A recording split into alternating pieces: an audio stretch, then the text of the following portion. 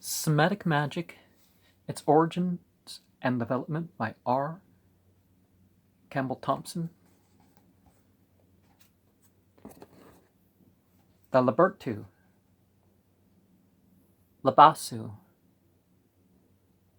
and Chazu are a triad frequently found together.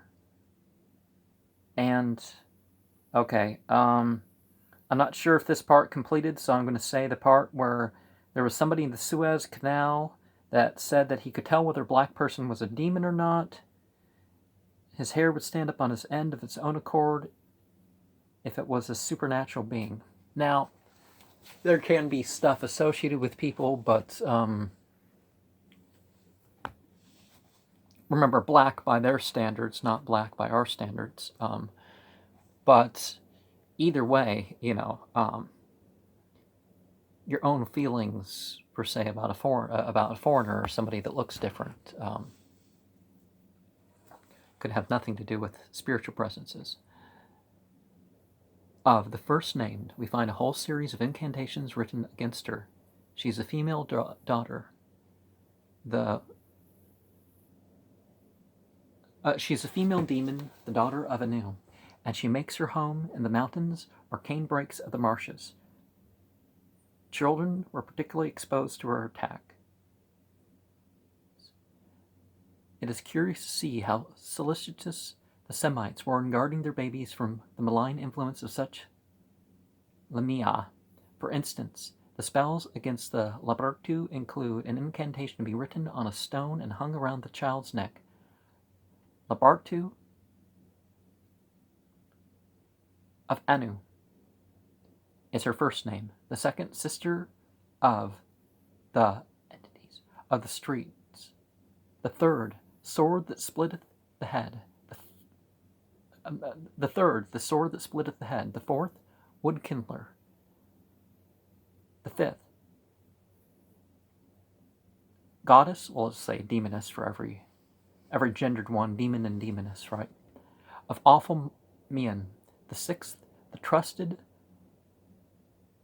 accepted of Irnina, or to not make offense, let's say female entity.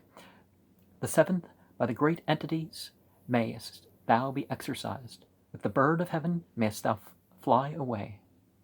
Gastur has published a Hebrew charm as follows: if thou wishest to protect a young babe from an evil spirit and from the host of Mahalath, write these angels on a tablet of gold in Assyrian writing, Ashuri, and carry it with thee. For thou needest not fear any evil from big man or small child. In the Testament of Solomon, Abazuth is the name of a female spirit that visits women in childbirth, and if she is lucky, she strangles the babe. Well, when it comes to carrying out your wrongful plans, is it Machalath? Is that the word we have there? Anyways, the Maronites have the same ideas about hanging prophylactic amulets on the child. Bliss describes a leaflet folded in a piece of leather and worn as a charm. Kunabera, Jewish Quarterly, 1130. On Byzantine amulets against female demons. Hanan Auer relates the tale told by a Spanish Jewess about the spirit of La Bruja, a form of love, who often takes the shape of a cat. It concerned her grandmother at the time that she gave birth to a child, and the birth of the Jewess. It is a custom that for 9 days after a birth, neither mother nor child should be left alone in a room. But the precaution was temporarily omitted. The woman who was nursing the sick mother left the room, and when she returned, the patient related a dream of a great black cat having come into the room and turned itself into a jar. A cat mewed in the street, and the jar became a cat again. And it came to the bed, it took the baby, and went to the window and said, "Shall I throw?" "Throw," said the cat outside. This happened thrice, with the same answer. The cat then threw the baby out the window, and then disappeared herself in the entrance of the nurse, who at once noticed that the baby was not in the cradle. In order to not alarm the mother, she explained that she herself had taken the child, and then dashed out of the house to see a cat crossing a field with a babe in its mouth. As she pursued, she uttered a form of adjuration which forced the beast to drop the child. And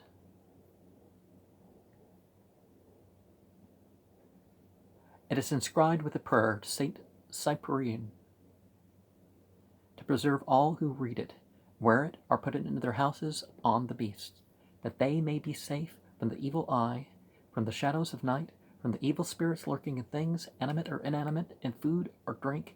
This is to be put on a child who is afraid of ghosts. Among the Arabs, if a child is wished to be delivered from a nightmare and its terrors, it must say to Allah, I take refuge in thee from the evil Satan. A'udhu billahi minash shaitan rajim is more universal. There's various bedtime formulas. Their equivalent for the child witch is called el-Subyan. Doubtless, the dragon of Revelation, which stood before the woman in travail, is to be placed under this head. At any rate, the dragon of the Testament of Solomon has some of these characteristics. There came before me a dragon, three-headed, of fearful hue, and I questioned him, Who art thou? And he answered me, I am a caltrop-like Tribolaos spirit, whose activity is in 3 lines. But I blind children in women's wombs and twirl their ears round, and I make them deaf and mute. Of the Chazu, Caesar, and the Labasu, practically nothing is known, unless the former is considered to be the same as the Chazu. I don't know whether it's Akazu, but I'm presuming it's the former, the CH, instead of the KH, which is double there. Described in the medical text, where a man may be filled by a disease of the name. 2 others are mentioned in the cuneiform magical text, the Sedu and the Lamassu. The former may be the name for either a guardian entity or an evil spirit, as power of evil is found in an invocation beginning spirit, Shedu, which minisheth heaven and earth, which minisheth the land, spirit which minisheth the land of giant strength and giant tread. It is also found in the list of spirits before the evil eye, or is described as an evil genius, Shedu, and the 16th tablet of the evil spirits begins, O spirit that standeth near, at my cry go forth, there run into the street. It also takes place with the Utuku and the Rabisu, the great genius, Shedu, spirit and fiend, which roam the broad places for men. The evil spirit hath lain in wait in the desert, unto the side of the man, hath drawn nigh. The evil genius, Shedu, is ever rampant, and none can resist him. The raging genius, the evil demon. It is, in its quality as an evil spirit, that the surrounding Semitic nations borrowed the word from the Assyrians. It occurs as Shadim in Deuteronomy 32:17 and Psalm 106:37, and in Aramaic Shida and Syriac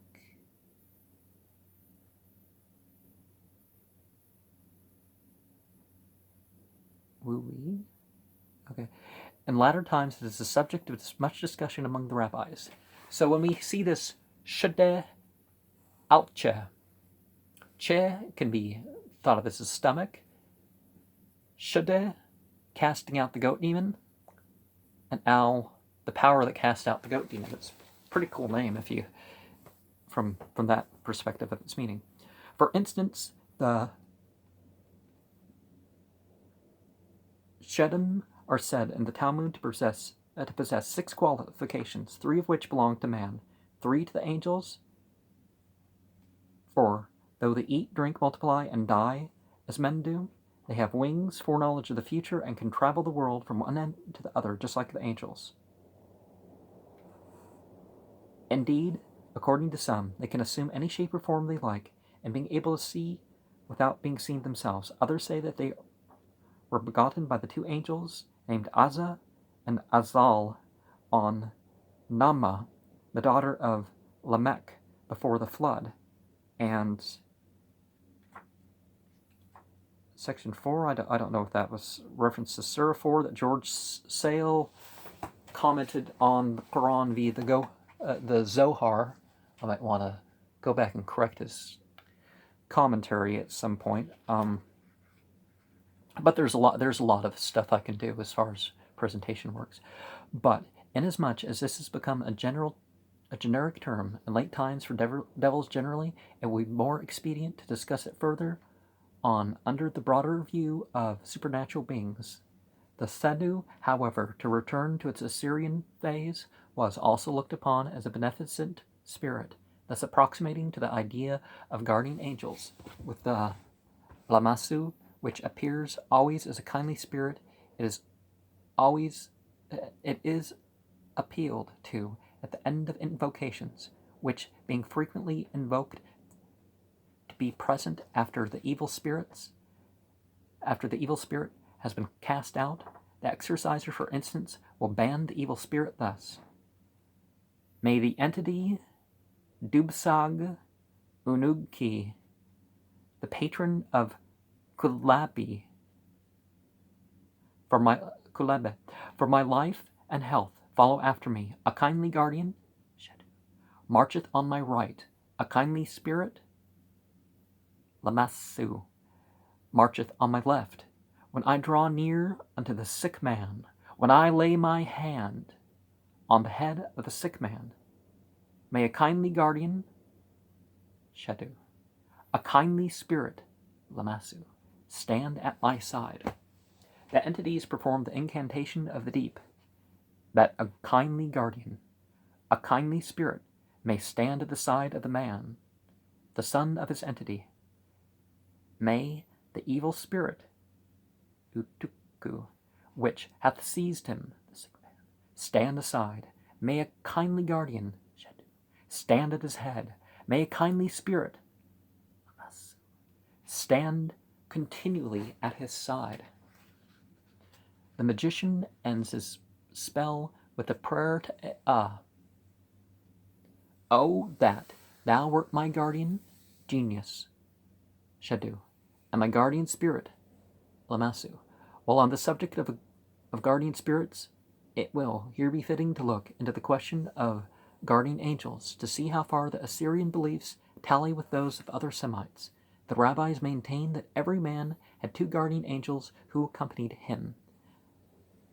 Al-Muslimin say that 2 such angels attend on every man to observe and write down his actions.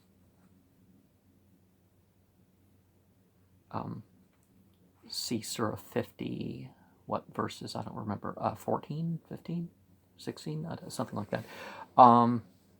According to the peasants of Palestine, 1 is on each shoulder, and they are greeted at the end of every prayer by turning towards them right and left. They write down every deed accomplished during the daytime, or as long as the person is awake.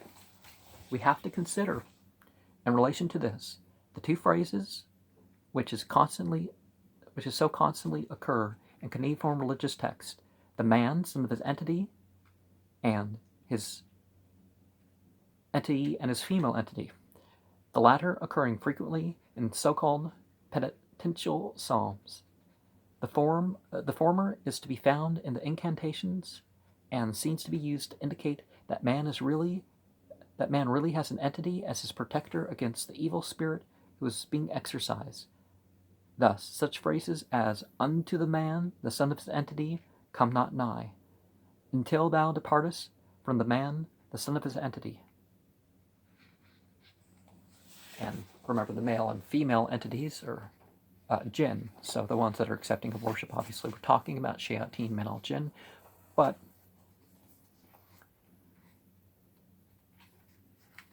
okay. From the man, the son of his entity, may they depart from his body. Or we could also say partners. Like the Quran talks about partners. It doesn't say that there's these entities are actually gods. It says that these are things that they consider gods. These are things that they consider that they take as partners to God, etc. are common. But the reference is doubtless to a particular entity to whom the man has attached himself either by local influence or by family tradition. Or when we consider the extraordinary number of God names used in composite personal names, we may perhaps assume that the man thought himself to be under the aegis of such an entity, as formed a component of his name. It is more likely, if we were to see any reference to guardian angels in Assyrian literature, that we shall find it in the phrase, his god and his goddess. He that hath no god, we are told, in an incantation against headache will seize on his body when he walketh in the street. In addition to the Assyrian demons known by distinctive names, there are the 7 spirits which combine in their persons almost all the traditional Eastern ideas of jinn, agwal, and afarit. Now, let us also remember the Quran has a verse. I don't remember what. Actually, this is a couple ways, I think. But the worst false god is the one who worships themselves. So all these things that people worship other than God that they, shouldn't.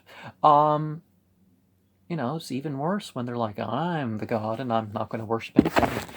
And then there's the people, in between, there's the people who claim they're not worshiping anything. Oh, well, I'm invoking and evoking these spirits because I'm the god that's calling them forth. There's that too. So, the one who treats themselves as a god is an even worse position than worshiping the wrong thing. And we see this current again and again. It's like, they don't worship anything. They're even worse than, 7 are they, 7 are they. In the ocean deep, 7 are they. Battening in heaven, 7 are they. Bred in the depths of the ocean, nor male nor female are they, but are as the roaming wind blast. No wife have they, no son can they beget. Knowing neither mercy nor pity, they hearken not to prayer nor supplication. They are as horses, reared amid the hills, the evil ones of air, throne bearers to the entities are they. They stand in the highway that befoul the path. Evil are they, 7 are they, 7 are they, twice 7 are they. Destructive storms and evil winds are they, an evil blast that heraldeth the baneful storm, an evil blast, forerunner of the baneful storm. They are mighty children, mighty sons, heralds of the pestilence, throne-bearers of Ereshkigal. They are the flood which ruleth, that rusheth through the land. 7 entities of the broad earth, 7 robber entities are they, 7 entities of might, 7 evil entities, 7 evil demons. 7 evil demons of oppression, 7 in heaven and 7 on earth, spirits that minish heaven and earth, that minish the land, of great strength, of giant strength and giant tread, demons like raging bulls, great ghosts, ghosts that break through all houses, demons that have no shame, 7 are they. Knowing no care, they grind the land like corn. Knowing no mercy, they rage against mankind. They spill their blood like rain. Now, we see this mentioned of the 14 in reference to Nergal.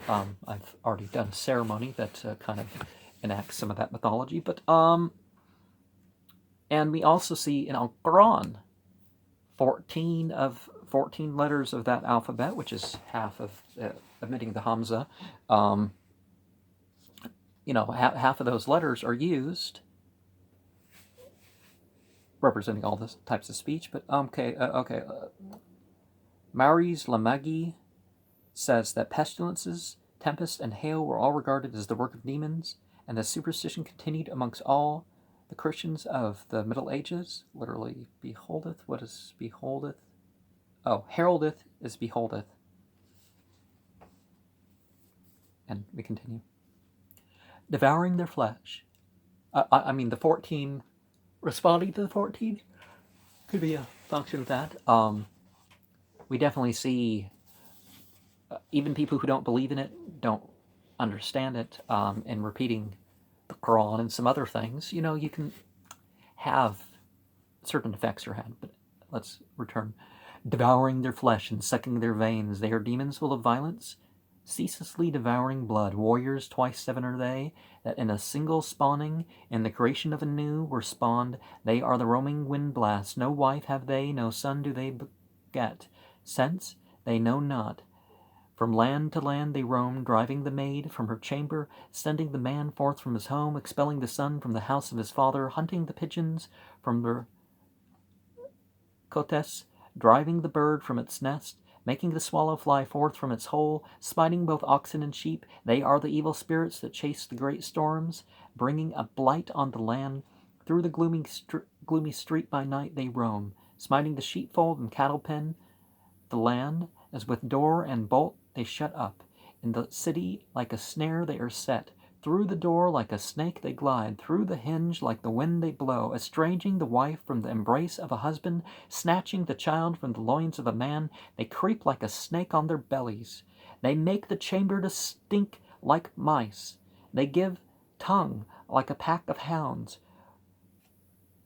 Rending above, bringing destruction below, they are children of the underworld, loudly roaring above, gibbering below. They are the bitter venom of the entities. They are the great storms directed from heaven. They are the owls which hoot over a city. They are the children born of earth, that in the creation of a new were spawned. Over the highest wall and through the thickest wall, like a storm flood they can pass, breaking through from house to house. No door can shut them out, no bolt can turn them back. Now, negative and positive, I'm not going to say demon, angel, based on that sort of thing. But we can say that there are perhaps entities by which we know the divine qualities and the demonic qualities, and entities that may attach themselves to something good or bad or indifferent. And so when something bad, storms and diseases and stuff are going bad, there could be spirits that, most cultures believe that, there's atonement going on, that there's merit being achieved through hardship that people get, and trying to undo that for people, trying to remove their patience and their belief and what beliefs could benefit them. There could very well be those things. But either way, we're responsible for ourselves. Let's remember that. We are in charge of our own spiritual decisions. None of these entities can make us be good or bad. It's all up to us. These seven spirits reappeared in the latter times both in Syriac and Palestinian magic. The tradition of the unclean spirit in the Gospel of in the Gospel of St. Luke 11:24 undoubtedly echoes the Assyrian poem. The unclean spirit, when he is gone out of the man, passeth through waterless places, seeking rest, and finding none, he saith, I will turn back unto my house, whence I came out. And when he is come, and findeth it swept and garnished, then goeth he, and taketh to him seven other spirits, more evil than himself. But what we have is a still more curious tradition in Syriac, which describes the seven spirits almost exactly as they were known to the earlier inhabitants of Mesopotamia. For the fold of cattle. There's a similar charm in Assyrian, given in WAI, Volume 4, 18. Okay, 6 is the evil demon seek the resting place. in the desert, destroying the resting place, like Nushu. The Asaku casteth down in the horses' stable. It hath filled the mouth for the donkeys with dust, and estrangeth their matrix. Getting rumbly in the tumbly. 7 accursed brothers, accursed sons, destructive ones, sons of men of destruction. Why do you creep along your knees and move upon your hands? And they replied, we go on our hands so that they may eat our flesh, as we crawl along upon our hands so that we may drink blood. As soon as I saw it, I prevented them from devouring, and I cursed and bound them in the name of the Father, the Son, and the Holy Ghost. So, Abraxas, Abaramento, Barbalo, if we're personifying and dividing those names, which we don't have to, the personages or however you're going to talk about Christian polytheism. Christians typically wouldn't use those words, perhaps because they know it goes beyond that and something. Anyways, saying, may you not proceed on your way, nor finish your journey, and may God break your teeth and cut the veins of your neck and the sinews thereof, that you approach not the sheep, nor the oxen of a person who carries. I bind you in the name of Gabriel and Michael. I bind you by that angel who judged the woman that combed her head on the eve of the Holy Sunday. May they vanish as smoke from before the wind forever and ever. Amen. Beliar sends 7 evil spirits against man. Revelation 15:6. The donkey and foal, the donkey that beareth, it maketh cast their young. The little donkey yet unweaned, it will not let suck the milk. In their fold it bringeth woe. A kindly spirit in the pen hath passed, and at the side climbeth Marduk, the son of Eridu. When he cometh, casteth a glance at the sheep pen, and unto his father unto the house entereth and saith, Father. The plague entity roameth the desert like a hurricane. Ea hath answered him, what I? Go, my son, take the Uragalu, open the pen, ride. Getting rumbly the tumbly. I'm not sure if you can hear that, but feel right where my stomach up rumbling.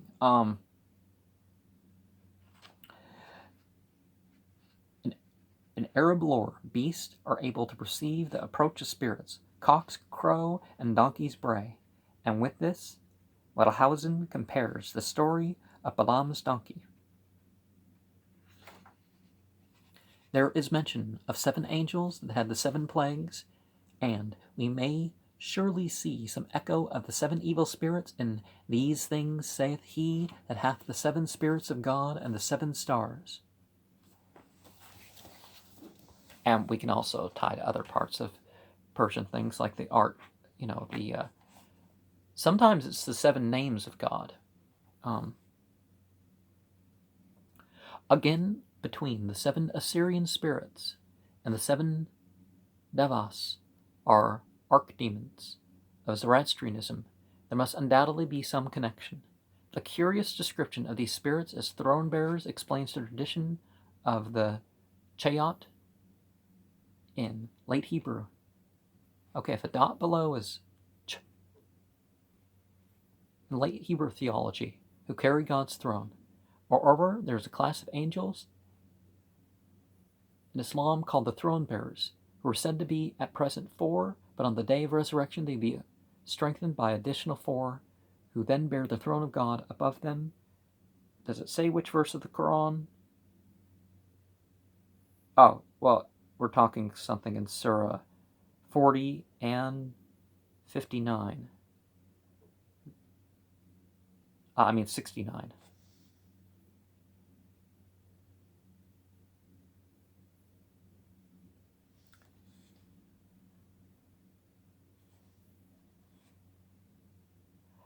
Their predilection for human blood, as described in the cuneiform incantation, is in keeping with all the traditions of the grisly medieval vampires.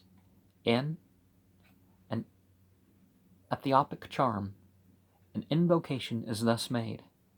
Thus make perish, O Lord, all demons and all evil spirits who eat the flesh and drink blood, who crush the bones and seduce the children of men. Drive them away, O Lord, by the power of these thy names and by thy power and by the power of thy holy disciples from thy servant.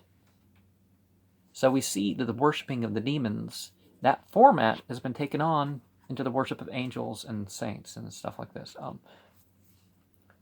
To the 7 evil spirits was due the eclipse of the moon. The 16th tablet of the series Evil Spirits describes how 7 spirits attacked the moon entity and dimmed his light, and there is little doubt that this was a popular explanation for such a phenomenon. Although it must be admitted that their attack is made against the crescent of the moon, as the Assyrian text runs, this is probably due to poetic license, and is not a serious bar to the rational explanation of the text, which after all only reiterates the common savage belief. You think I'm correcting now? When I get into the barbarian thing, I'm probably really going to have to correct, aren't I? As in, the ethnocentric language. The modern Semite is as certain of this as were his ancestors, and it is the common custom nowadays for a township to turn out with every noisy kitchen implement that they can lay hands on to drive away the spirits attacking the moon. Even in Muslim-majority countries, these practices that were obviously forbidden explicitly are carried out. So that proves how tolerant the Islamic authorities are of even disruptive things like that. Doti, while at Taima, saw the housewives making great clamor of pots and pans to help the laboring planet in its eclipse, and the Malay Peninsula and the Besisi do the same.